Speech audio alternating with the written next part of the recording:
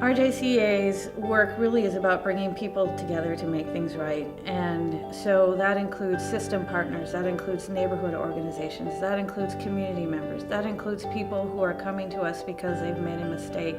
So relationships with the police, with the city attorneys, with the crime prevention specialists that serve each neighborhood, all of these together help benefit the community in providing this process. One of the things that we do, we refer juveniles to RJCA. We have the kids who've gone to court, and those kids are referred to RJCA. I interview the kids, make the recommendation to the court to refer them to RJCA. If the kids successfully completed that program, they do not have to return to court for a disposition. I feel that it's helpful because it's in the community. I think one of the things that they do, they make a point of having their volunteers from the community. The kids live in the community, and they really try to have those restorative hearings in the community where the kids live. They make it very convenient for families to get there. They don't require the kids go out of school. They can meet with the families on Saturdays and the evenings.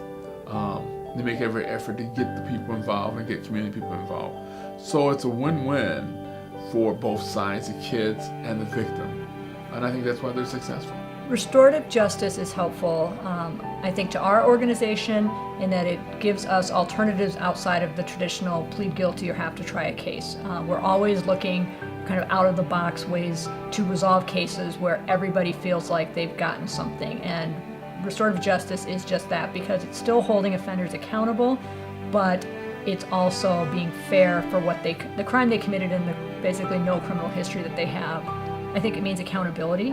It's one of the reasons my office really likes the program. Is we've looked at a lot of diversion programs, and the trend now is just to do an online class, which I don't think really teaches anybody anything. You can sit home in your pajamas and maybe it's you, maybe it's your friend on the computer, we don't know. Restorative justice requires accountability. It requires the defendants to actually get up, go attend an orientation, attend a conference, have a meaningful dialogue with community members, and I think that accountability hopefully teaches them something, makes the community feel better about the process, and I think that's what I really like about restorative justice, is that accountability factor for everybody involved. The Minneapolis Police Department really values the collaboration with RJCA. We've had such positive experiences, and moving forward, we're really looking forward to new and better ways of doing things and really measuring the outcomes of what we're doing to make sure that the programming that we're giving to these kids is beneficial to them, not only in the short term, but in the long term. Restorative justice means to me a way for a youthful offender to give back to the community that they took from, and even to recognize that there was a taking from the community. And it offers them a way to give back to that community, and further to better themselves so that they don't have a criminal justice record following them the rest of their lives for an indiscretion that they made as a kid.